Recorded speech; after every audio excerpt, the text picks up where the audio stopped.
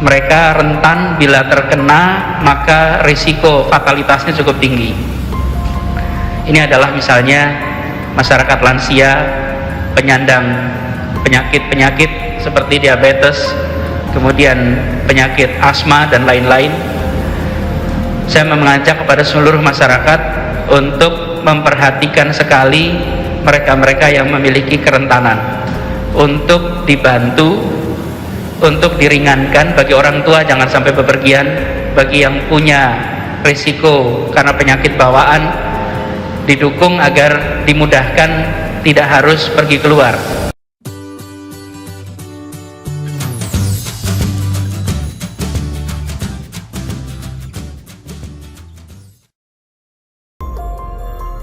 Secara de facto, Anies leader dalam penanganan virus corona di Indonesia. Sejak awal ada isu virus corona, pemerintah pusat terkesan menganggap enteng wabah ini dan acap kali menjadikannya candaan. Mulai canda nasi kucing, mobil corona, izin masuknya sulit, orang kita kebal virus dan lain-lain. Bukannya pemerintah mempersiapkan diri untuk menangkal wabah, tetapi aneh justru sibuk menangkal turunnya wisata. Benar-benar tidak nyambung. Alat-alat medis seperti masker dan alat pelindung diri buru-buru diekspor ke Cina sebagai peluang bisnis. Ini karena tidak ada kemampuan mengantisipasi keadaan. Walhasil pemerintah pusat gigih menyangkal virus corona telah masuk ke Indonesia. Padahal negara-negara lain meresponnya serius dan mulai ambil ancang-ancang. Sikap pemerintah pusat ini nampaknya mengherankan dan mengecewakan komunitas internasional. Singkat cerita, internasional kurang mempercayai data Indonesia tentang COVID-19, bahkan sampai kini. Kita dianggap underreporting, mungkin tidak sengaja menyembunyikan datanya, tetapi memang tidak mampu mendata dengan baik. Pemda-pemda mulai gelisah menghadapi wabah corona. Sebagian menunjukkan sikap tidak puas terhadap respon pemerintah pusat. Mereka berjalan sendiri. Sementara itu, Gubernur DKI Anies Baswedan sejak awal mempunyai penilaian yang juga berbeda dalam menyikapi wabah COVID-19 ini. Beliau amat serius dan berwawasan internasional. Komunitas internasional memberikan penilaian positif terhadap sikap Gubernur DKI Jakarta. Celakanya, banyak yang mendukung maupun yang ketakutan bahwa Anies Baswedan ini potensial bakal menjadi Capres 2024, sehingga apapun yang disikapi dan diperbuat Anies dipolitisir. Kelompok yang ketakutan tadi langsung menyerang, membabi buta apapun yang dijalankan Gubernur DKI. Meskipun banyak kendalanya, Gubernur DKI praktis atau de facto telah menjadi leader dalam penanganan virus corona di Indonesia. Anies terus berusaha untuk semaksimal mungkin menggunakan kewenangan yang ada padanya untuk melindungi masyarakat DKI, meski sering digembosi oleh kebijakan pemerintah pusat. Terasa sekali ada nuansa persaingan atau permusuhan terhadap Anies. Kebijakan-kebijakan Gubernur DKI dalam menghadapi wabah COVID-19 semakin menginspirasi pemda-pemda yang lain. Bahkan, to some extent, diikuti pula oleh pemerintah pusat yang maju mundur menyerahkan urusan COVID-19 ini kepada masing-masing pemda. Pemerintah pusat selama ini terkesan lamban, inkonsisten, dan berantakan dalam merumuskan koordinasi di pusat sendiri maupun dengan pemda. Pemda-pemda semakin tidak sabar dan nekat berjalan sendiri tanpa izin pusat. Pusat mulai kehilangan wibawanya. Intinya, ada tarik ulur pusat dan daerah, semacam perebutan wewenang dan adu kekuasaan. Memang ada yang menduga bahwa ini adalah taktik atau kesempatan bagi pemerintah pusat untuk cuci tangan atau berkelit daripada gagal dan menerima kecaman atau cemooh dari masyarakat dan luar negeri.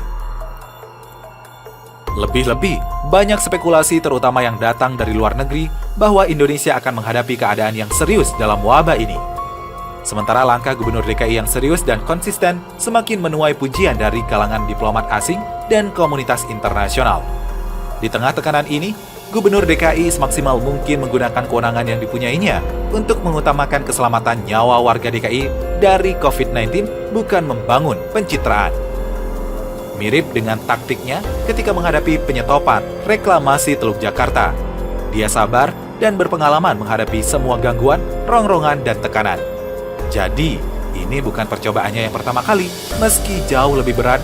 Karena itu, kita semua wajib mendukung PSBB yang ditetapkan Gubernur DKI berlaku mulai Jumat 10 April 2020. Bagi yang mampu menolong tetangganya yang kurang mampu. Last but not least, Semua pejabat tanpa terkecuali harus ingat bahwa menandatangani peraturan atau keputusan adalah mudah, tapi janganlah merasa itu sudah selesai dan membebaskan dirinya dari tanggung jawab. Sebab itu barulah permulaan. Yang penting adalah realisasinya. Jangan hanya PHP, bantuan harus mencapai sasaran dengan cepat dan tanpa korupsi. Rakyat minta bukti, bukan janji. Kenyataan, bukan pencitraan. Secara de facto, Anies leader dalam penanganan virus corona di Indonesia. Sejak awal ada isu virus corona, pemerintah pusat terkesan menganggap enteng wabah ini dan acap kali menjadikannya candaan. Mulai canda nasi kucing, mobil corona, izin masuknya sulit, orang kita kebal virus dan lain-lain. Bukannya pemerintah mempersiapkan diri untuk menangkal wabah, tetapi aneh justru sibuk menangkal turunnya wisata. Benar-benar tidak nyambung. Alat-alat medis seperti masker dan alat pelindung diri buru-buru diekspor ke Cina sebagai peluang bisnis. Ini karena tidak ada kemampuan mengantisipasi keadaan. Walhasil pemerintah pusat gigih menyangkal virus corona telah masuk ke Indonesia. Padahal negara-negara lain meresponnya serius dan mulai ambil ancang-ancang. Sikap pemerintah pusat ini nampaknya mengherankan dan mengecewakan komunitas internasional. Singkat cerita, internasional kurang mempercayai data Indonesia tentang COVID-19, bahkan sampai kini. Kita dianggap underreporting, mungkin tidak sengaja menyembunyikan datanya, tetapi memang tidak mampu mendata dengan baik. Pemda-pemda mulai gelisah menghadapi wabah corona. Sebagian menunjukkan sikap tidak puas terhadap respon pemerintah pusat. Mereka berjalan sendiri. Sementara itu, Gubernur DKI Anies Baswedan sejak awal mempunyai penilaian yang juga berbeda dalam menyikapi wabah COVID-19 ini. Beliau amat serius dan berwawasan internasional. Komunitas internasional memberikan penilaian positif terhadap sikap Gubernur DKI Jakarta. Celakanya, banyak yang mendukung maupun yang ketakutan bahwa Anies Baswedan ini potensial bakal menjadi Capres 2024, sehingga apapun yang disikapi dan diperbuat Anies dipolitisir. Kelompok yang ketakutan tadi langsung menyerang, membabi buta apapun yang dijalankan Gubernur DKI. Meskipun banyak kendalanya, Gubernur DKI praktis atau de facto telah menjadi leader dalam penanganan virus corona di Indonesia. Anies terus berusaha untuk semaksimal mungkin menggunakan kewenangan yang ada padanya untuk melindungi masyarakat DKI, meski sering digembosi oleh kebijakan pemerintah pusat. Terasa sekali ada nuansa persaingan atau permusuhan terhadap Anies.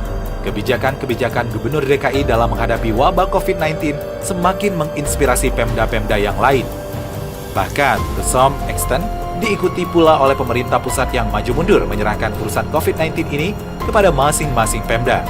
Pemerintah pusat selama ini terkesan lamban, inkonsisten, dan berantakan dalam merumuskan koordinasi di pusat sendiri maupun dengan pemda. Pemda-pemda semakin tidak sabar dan nekat berjalan sendiri tanpa izin pusat. Pusat mulai kehilangan wibawanya. Intinya, ada tarik ulur pusat dan daerah, semacam perebutan wewenang dan adu kekuasaan. Memang ada yang menduga bahwa ini adalah taktik atau kesempatan bagi pemerintah pusat untuk cuci tangan atau berkelit daripada gagal dan menerima kecaman atau cemooh dari masyarakat dan luar negeri. Lebih-lebih, banyak spekulasi terutama yang datang dari luar negeri bahwa Indonesia akan menghadapi keadaan yang serius dalam wabah ini. Sementara langkah Gubernur DKI yang serius dan konsisten semakin menuai pujian dari kalangan diplomat asing dan komunitas internasional. Di tengah tekanan ini, Gubernur DKI semaksimal mungkin menggunakan kewenangan yang dipunyainya untuk mengutamakan keselamatan nyawa warga DKI dari COVID-19, bukan membangun pencitraan. Mirip dengan taktiknya ketika menghadapi penyetopan reklamasi Teluk Jakarta. Dia sabar dan berpengalaman menghadapi semua gangguan, rongrongan, dan tekanan. Jadi, ini bukan percobaannya yang pertama kali, meski jauh lebih berat. Karena itu, kita semua wajib mendukung PSBB yang ditetapkan Gubernur DKI berlaku mulai Jumat 10 April 2020. Bagi yang mampu menolong tetangganya yang kurang mampu. Last but not least, semua pejabat tanpa terkecuali harus ingat bahwa menandatangani peraturan atau keputusan adalah mudah, tapi janganlah merasa itu sudah selesai dan membebaskan dirinya dari tanggung jawab. Sebab itu barulah permulaan. Yang penting adalah realisasinya. Jangan hanya PHP, bantuan harus mencapai sasaran dengan cepat dan tanpa korupsi. Rakyat minta bukti, bukan janji. Kenyataan bukan pencitraan.